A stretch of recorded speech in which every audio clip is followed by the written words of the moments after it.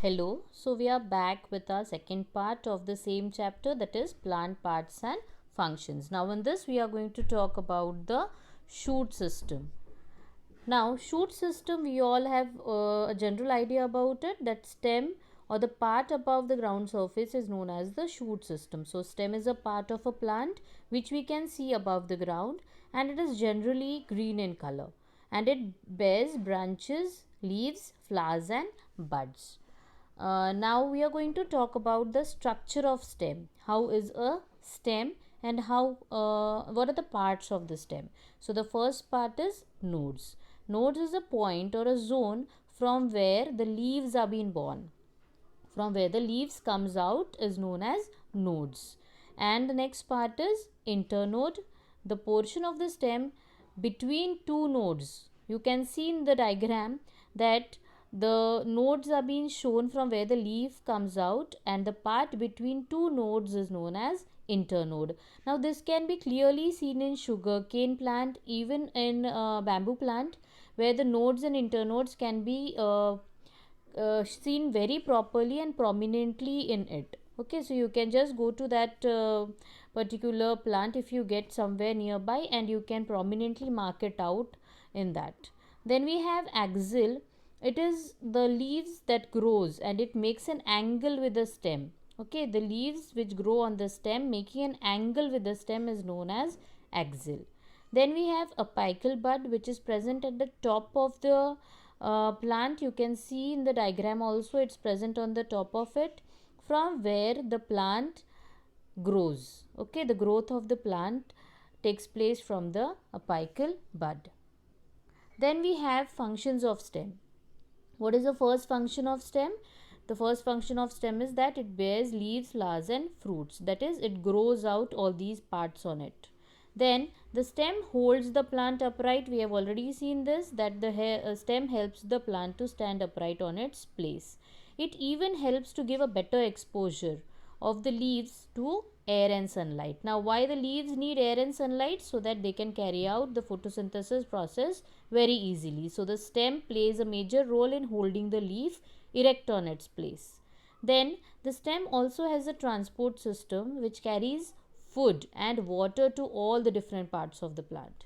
It carries food which is prepared by leaves, okay, to the other parts of the plant, and takes water and minerals from the roots to all the different parts of the plant. So it acts like a passage for the food made by the leaf and the water carried by the roots. So it does both the work of carrying food and water.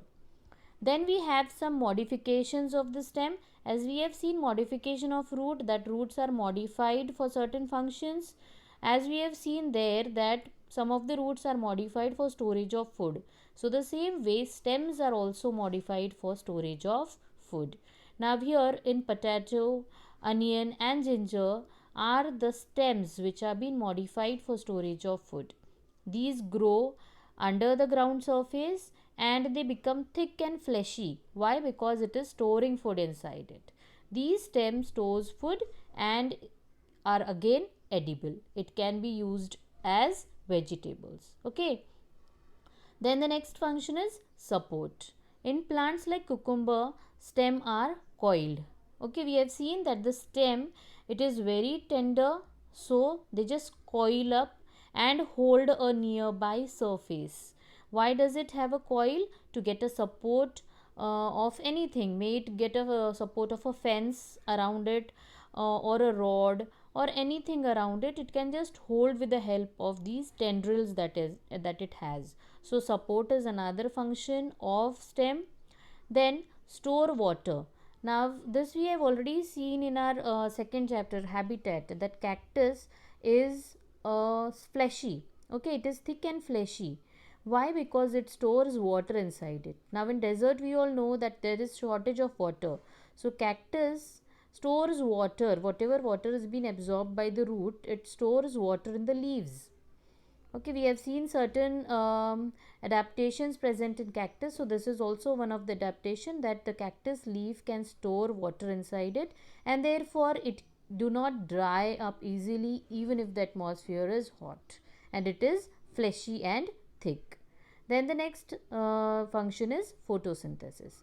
The same way in cactus the leaves are reduced to spines. We have seen that the leaves are reduced to spines. Why? To avoid eating up by the grazing animals. And the stems, it is green in color and performs the function of photosynthesis. So instead of leaves performing the process of photosynthesis, here the stem performs the process of photosynthesis. Okay. Then in the next slide we are going to see the difference between the root and stems. Now until now we have seen what is a root, what are the functions of it, what are the modified functions of root, and even we have seen all these things about the stem also. Now we are going to talk about the difference between both of them. So the first difference is that generally it develops underground. Of course, root develops underground, stem develops above the ground surface. Then the next function it is roots does not have nodes and internodes. Okay, it does not have nodes and internodes as it is present in stem, but stem have a distinct nodes and internodes. Even it has buds which grow into a new leaf or a new flower also. Then roots, the last difference is it does not bear leaves, fruits and flowers, but stem it bears all these parts on it. Okay, so I hope you all have understood about the shoot system in which we had a discussion about the stem. Now the next part, that is we are going to talk about the leaf in our next part of the chapter.